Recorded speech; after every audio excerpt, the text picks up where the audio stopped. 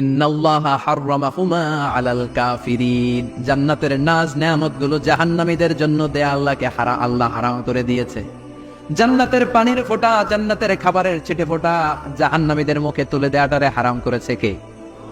জাহান্নামীদের আফসোস বেড়ে যাবে, চিৎকার করে বলবে, দে একটু পানি দে, এক ফোঁটা পানি দে ভাই, এক ফোঁটা পানি দে আমার মা, ও আমার কলিজার টুকরা ছেলে, আমি মা হয়ে জাহান্নামী, তুই জান্নাতি, এক ফোঁটা পানি ফালা, সামান্য কিছু খাবার আমার মুখে তুলে দে। সরাসরি সম্প্রচার, জাহান্নামীরা দেখে কাঁদবে। কিন্তু জান্নাতের নাজ নেয়ামত জাহান্নামীদের মুখে তোলা হারাম করে দিয়েছে কে? সেই দিনটার ভয় অন্তরে থাকার দরকার আছে না নাই? জাহান্নামে আবার শাস্তি শুরু হয়ে যাবে, লাইভ প্রোগ্রাম শেষ। এবার যারা সুইসাইড করে মারা গিয়েছে তাদের এক জায়গায় শাস্তি, মান ফাতালা নাফসাহু বিশাইইন উযযিবা বিহি ইয়াউমাল কিয়ামা। ছুরি মেরে, ছুরি পেটের ভিতরে ঢুকিয়ে অনেকে আত্মহত্যা করে না? জাহান্নামে তার শাস্তি হবে, সে জাহান্নামের আগুন ঝরিত ছুরি পেটে শুধু ঢুকাবে, কিন্তু ওখানে মরবে না, মৃত্যুর কষ্ট পাবে কিন্তু মরবে না। পর্নোগ্রাফি যারা দেখেছে দুনিয়ার বুকে, মেয়েদের উলঙ্গ দৃশ্য মোবাইলের ভেতরে আছে না নাই?